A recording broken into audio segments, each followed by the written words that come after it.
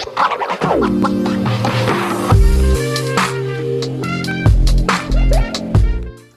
there, welcome back to my channel. My name is Brittney Bundles. In today's video, I'm going to be going over comments. Now, I'm not choosing any specific video. It's not just going to be, comments regarding my hair business or comments regarding, motivation videos that I have or different podcast topics. It's going to be comments that I randomly go over that I scroll through on my YouTube Studio app. These comments I have already responded to. So if you wrote these comments and you're looking for a personal response, be sure to check your YouTube, because you'll be able to see my responses there. If you aren't interested in this video, please give it a big thumbs up. Please make sure that you are subscribed, and let's get right into the video. So the first comment that I want to go over was left on a video that's titled, "You're scared of starting a business. I'm scared of you not starting a business." And the comment reads, "Thank you for this reminder. I'm scared of starting my business I've been thinking about since 2 years ago.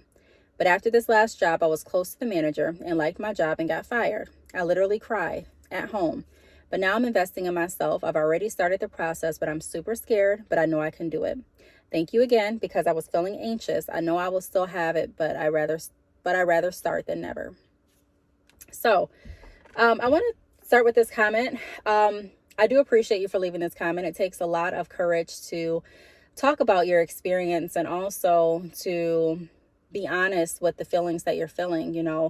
I think a lot of people can relate to having a job that they felt very secure at, and then something happened, whether the job downsized, whether your certain position ended, or whatever. There's a lot of things that can happen in the workforce, but for whatever reason, you were feeling secure, and now you no longer have that job. And that is it could be a very sad feeling, especially, like I said, when you feel close to like the manager, like this scenario, or where you feel close to the maybe a coworker or your customers or clients, members, and you really feel like you have a home. And when that is taken away, a lot of times it can cause feelings of depression. It can cause feelings of uncertainty, disappointment. And it could really be hard for some to pull themselves up out of that because of the instant shock and the life change that losing a job causes. I have been in a position where I have really enjoyed the work that I did. Now, I've never been in a job, just to be honest, that I've loved everything about. I don't know if anyone has. There's always something that you may not like. There's always something that you may feel could be a little bit better. But, for the most part, you'll have your jobs that you would recommend to others and your jobs that you wouldn't. So the jobs that I would recommend to others that I've worked at, when those jobs ended, I definitely felt some kind of way. Now, what I want to say is I've learned throughout the years that a lot of times job security is not that secure. Now, I'm not going to say that you're not going to have any ups and downs or income deters or losses with your business either, because a lot of times you'll notice that you will. A business is not consistent income all the time. But I have found that it's better to go ahead and get started with your business so that, number one, you have multiple streams of income, and so that you're not relying solely on one source for your livelihood. And then also, secondly, to make sure that you are putting as much work into yourself and your dreams as you're doing for someone else. At the end of the day, yes, you go to work and you're getting a check and it's helping you do what you need to do in your life, pay your bills, buy food, sometimes invest in your business, extracurricular activities for your children, for yourself, paying for, your gas and your car note if you have one. There's a lot of benefits that can come out of working a job. And so, I'm not discouraging anyone from doing that, but I am saying that we also have to look at, okay, I'm putting in all the time and I am getting paid for it. But ultimately, I am building another company, and this company does not have to keep me around. A lot of times you don't own stock in the company that you're working for. Sometimes you do. But a lot of times, most people, I don't want to say most people, but a lot of people don't. Um, Also, a lot of people don't have any sort of contract that they're going to keep this job for 50 plus years. A lot of times in different positions, there's a clause that has a at will termination, meaning that the company can let you go at will. And so knowing all of that, to look at it in the aspect of constantly building a brand or building a company or building an empire, not knowing if you're going to stay in that with that empire, and then neglecting your dreams for your empire and your business goals, it really doesn't make sense. You want to make sure that you're giving your goals as much of an opportunity to blossom as you're doing for someone else's. Again, I don't have a problem with anyone working a 9 to 5. I say this on all of my videos that I can, that it applies to, and also on my podcast, the Brittney Bundles podcast, that I'm not an entrepreneurial motivator that will say, don't get a 9 to 5. 9 to 5s are horrible. I won't say that. There are some positives that come from working a 9 to 5. And until you're in the position to be able to solely devote your time to your business, sometimes you are going to have to work a 9 to 5 or do something else in order to sustain your level of living. However, like I said before, it can be very, very hurtful when you're focused on just one avenue of revenue and that avenue is taken away. Not even just because of the money, but like this comment mentioned, the relationships sometimes really have you feeling, hurt. I guess for lack of better words, it has you feeling hurt. So I appreciate this comment being left because it does take a great deal of courage to explain your process or your experience, how you processed it, and also how you're feeling and how you're currently feeling and how you're moving forward. So I do appreciate that comment there. I can definitely relate to it, and investing in yourself definitely is important. It should be a priority. Just because you're working, it should not be put on the back burner, because like I said, you can work for years with a company and be let go very quickly and have the regrets of, man, I wish I would have started my business 5 years ago, because if I did that, I wouldn't be worried about this right now. I wouldn't be worried about that right now. I would have this to fall back on. And it's not always about money. Sometimes people need to operate their business as a means for their personal fulfillment. And, that gives you something to look forward to. It gives you something to work towards. It gives you something to have hope in. That's yours, that comes from your thoughts and your creativity. So I go over the purpose or some of my fears for people not having multiple streams of income, and also my fears on people not starting a business in that video. So if you are interested in hearing more about that topic, be sure to check out that video. Again, it's called You're Scared of Starting a Business. I'm Scared of You Not Starting a Business. And then just put Brittney Bundles at the end, and that video should pop up on YouTube. The next question I got is under my sell hair with no inventory drop shipping video. And it says, thank you. Good thing you are doing. Are you still doing this drop shipping? And my answer to that is yes, I am still offering drop shipping service, or my drop shipping service, excuse me. Drop shipping gives you the ability to sell hair extensions with no inventory. So if you are interested in starting your hair business, or if you're interested in obtaining a hair vendor for the hair business that you already have, I encourage you to go ahead and check out my website. The link is down below this video. My website is badchickhair.com, and there is a direct link to my drop shipping information right below this video. So be sure to check that out if you are interested in working with me via drop shipping. I do offer buy now, pay later options. And if you have any questions after going to my website, be sure to click the chat button on my website, chat with me, or send me a text or an email. My contact information is available on my website as well. The next comment I have is, OMG, do you happen to know which brand and color that is? I just love it. That comment was left under my video titled, I tried a new nail salon. What's on my nails? So I did a video about 2 weeks ago on this set, which I need to get filled really soon. I just honestly haven't felt like going back. So I'm definitely going to do that. So stay tuned if you are someone that's interested in watching my nail videos. But I don't know which color or brand it is, honestly. I do appreciate the comment, but no, I don't know what color it is. I do love this color as well. I may start asking for the colors, like to take I may start taking pictures of the colors that I use when I go to the nail salon and then including that in my videos. I should have thought about that, but I really did not. And I'm saying that this now, but when I get to the nail shop, I may forget and not include the brand or color. So if I remember, I will. That's definitely something that would be helpful going forward. The next comment is, thank you for this video. Currently missing my family. Homesickness is no joke. Moving from Carolinas to Florida. And this was left under my video titled Tips on Moving Out of State Away from Family plus Updates. I can really resonate with this comment as well. When I moved from Michigan to down south, it was definitely a challenging time for me. I was going back and forth from down south to Michigan pretty often.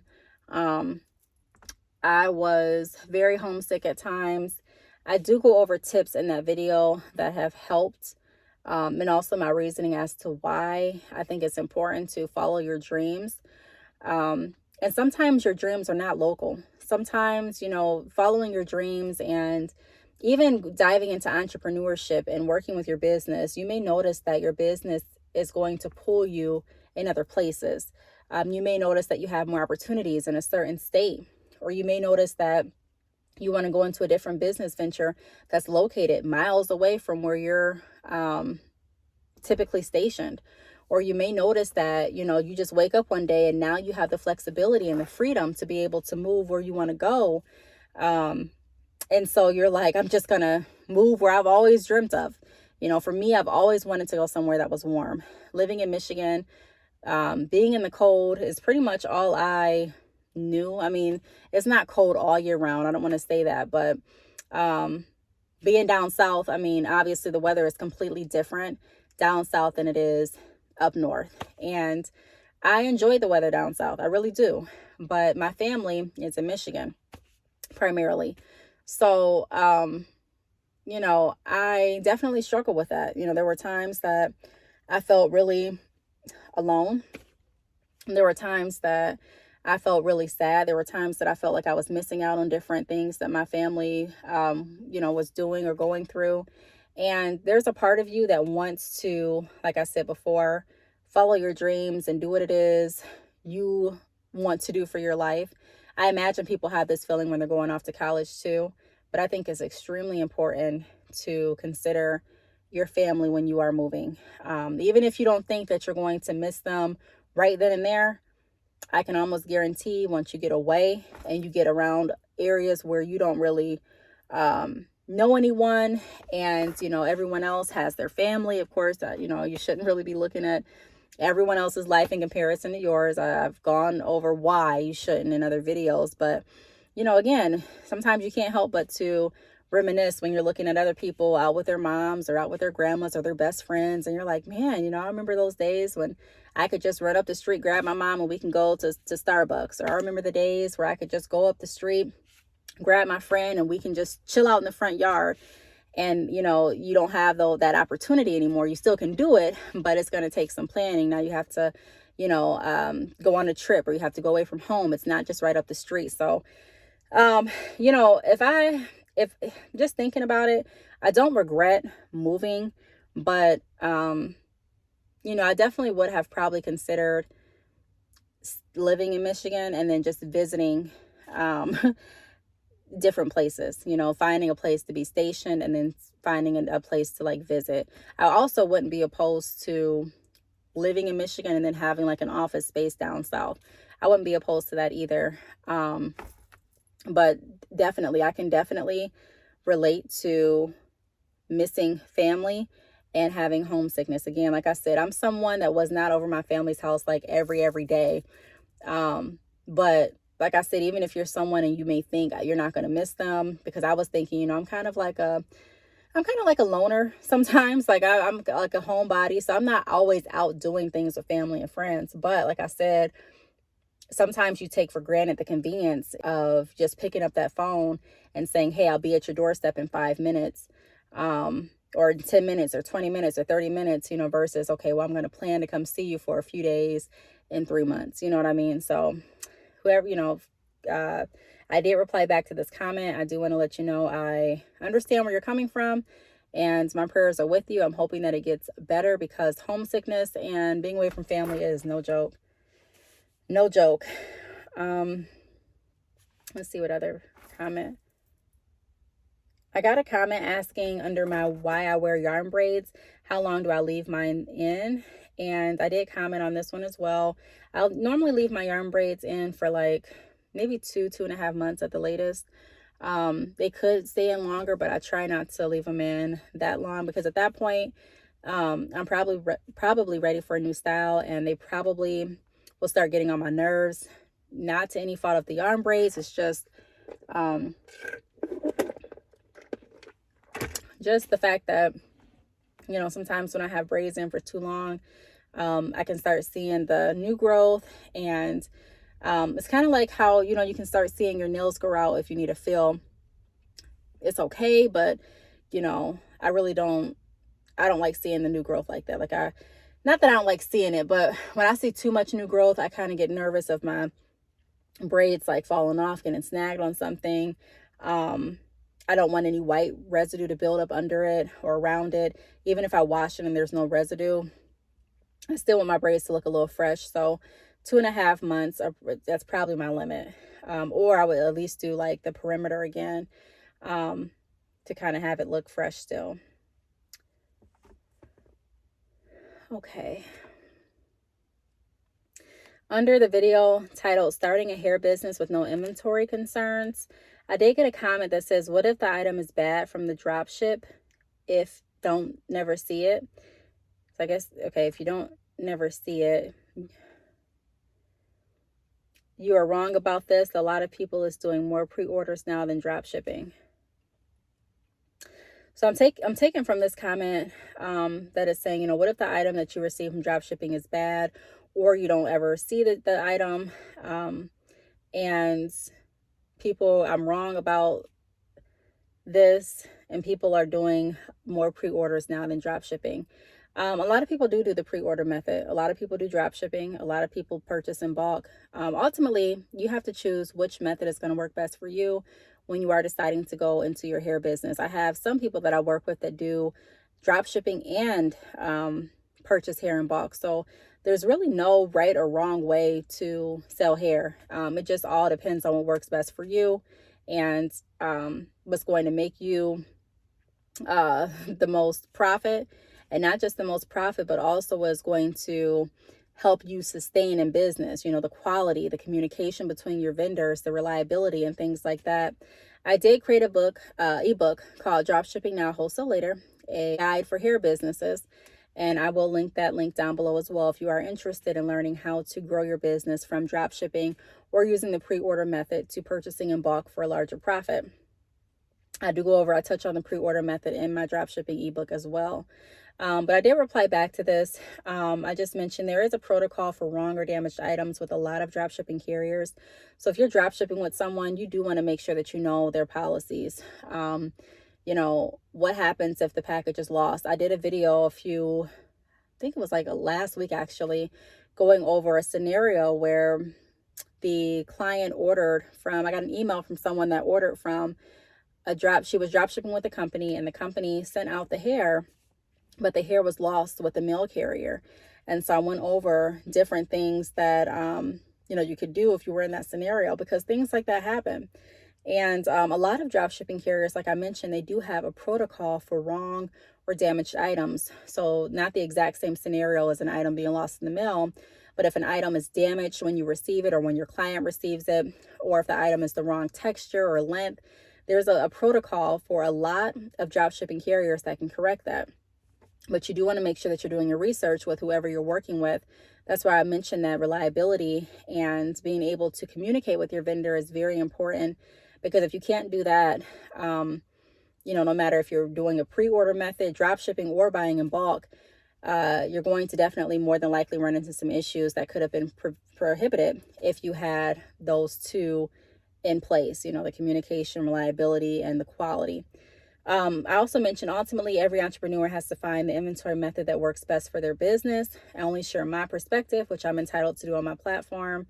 I'm interested in knowing what you perceive to be wrong. So I didn't really get anything back from that. So I don't know what was wrong in that video, but if you want to check it out and let me know. Again, the video is starting a hair business with no inventory concerns, and then just type in Brittney Bundles after that and you'll be able to pull up that video as well.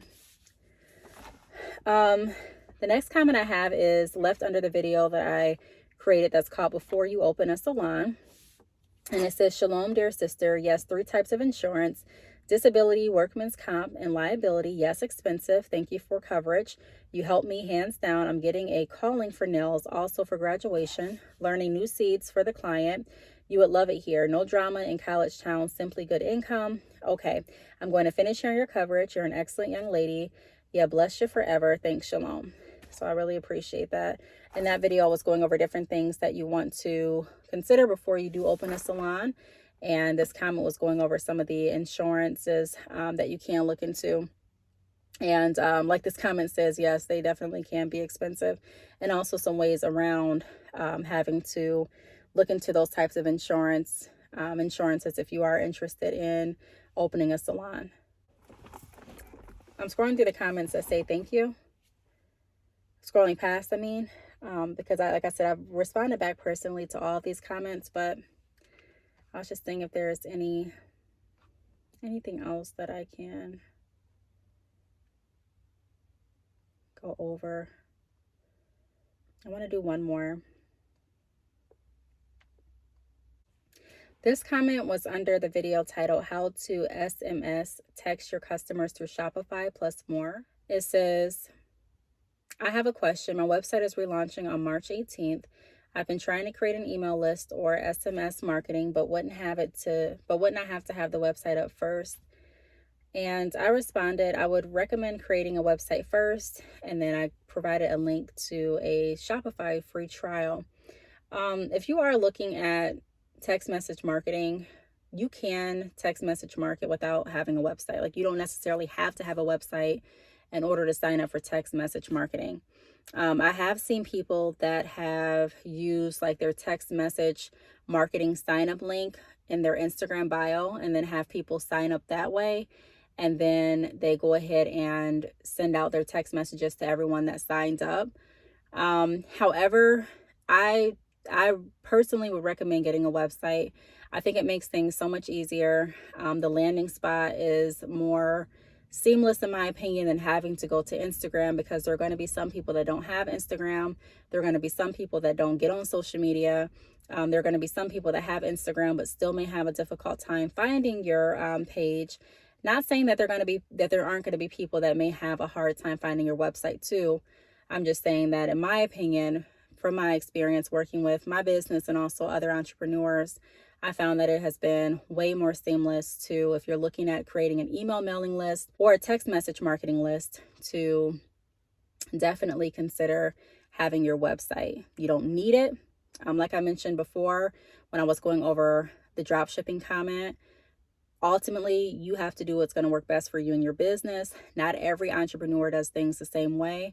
That's just my opinion. Like I said, just for the simplicity and to kind of streamline everyone that's visiting your website and, having everything in one place. Also, there's an opportunity to sell your products while you're on that website, to chat with them if they're there.